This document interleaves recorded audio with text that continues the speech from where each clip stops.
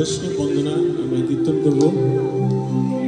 তো এই বৈষ্ণব বন্দনার মাধ্যমে আমরা এই বৈষ্ণবের প্রার্থনার মাধ্যমে বৈষ্ণবদের আশীর্বাদ না হলে আমরা দেবতার বলেন ভগবানের বলেন কৃপা লাভ করতে পারবো না। তাই জন্য আমরা বৈষ্ণব বন্দনা প্রথম শুরু করব এবং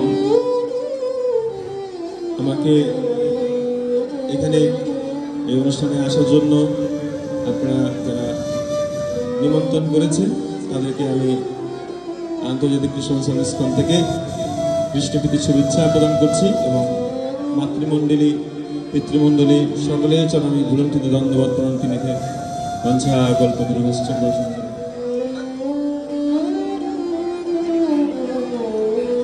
আমি প্রথমেই আমার শ্রী গুরুদেবের চরণে ভিক্ষা করছি এবং আমার শিল প্রভুপাদের চরণে ভিক্ষা করে আমি এই অনুষ্ঠান শুরু করতে যাচ্ছি।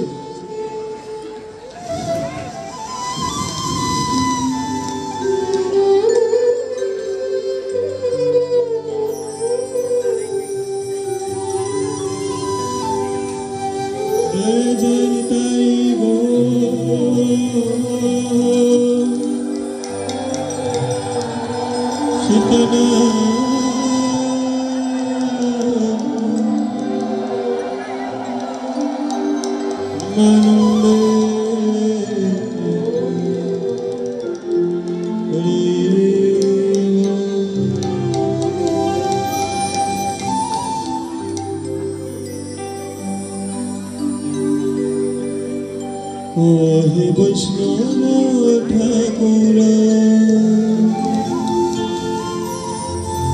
দয়ার সাগর বিদাসে করুণা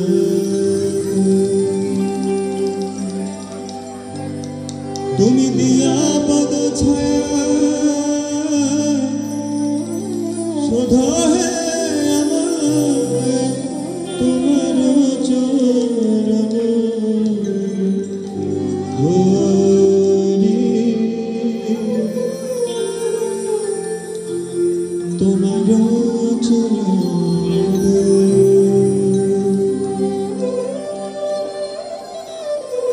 বলছে এই বৈষ্ণবকে আমরা দেখি শাস্ত্রে বর্ণনা করা আছে বৈষ্ণব নাম যথাসম্ভব, নাকি না?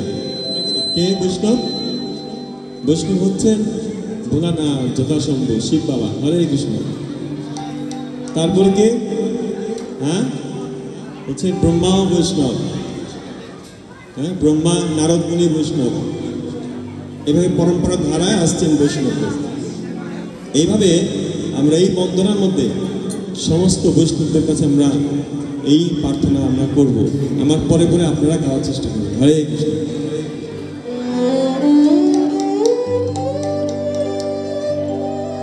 আর আজকে যিনি এই বৈষ্ণবদের মহিমা আমরা যার কাছ থেকে শ্রবণ করেছি তিনিও বৈষ্ণব, তাদের পরম্পরা ধারা আছে। সেটা হচ্ছে প্রথমে আমরা দেখি গৌরীমঠ প্রতিষ্ঠাতা সুষমা ভক্তি সিদ্ধান্ত সরস্বতী প্রপাত, তার আগে ভক্তিমঠ ঠাকুর, তারপরে হচ্ছে অভয় চরণানন্দ ভক্তিবৃন্দ সরস্বতী প্রপাত। জয় শ্রী প্রপাত কি তিনি এই বৈষ্ণবদের মহিমা সারা পৃথিবীতে প্রচার করেছেন।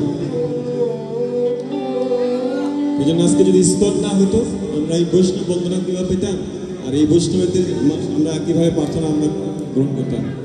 যেন আমরা এই বৈষ্ণবদের আশীর্বাদ আমরা এই বন্দনার মধ্যে আমরা পাবো। সবাইকে আমাকে আশীর্বাদ করে হরে কৃষ্ণ।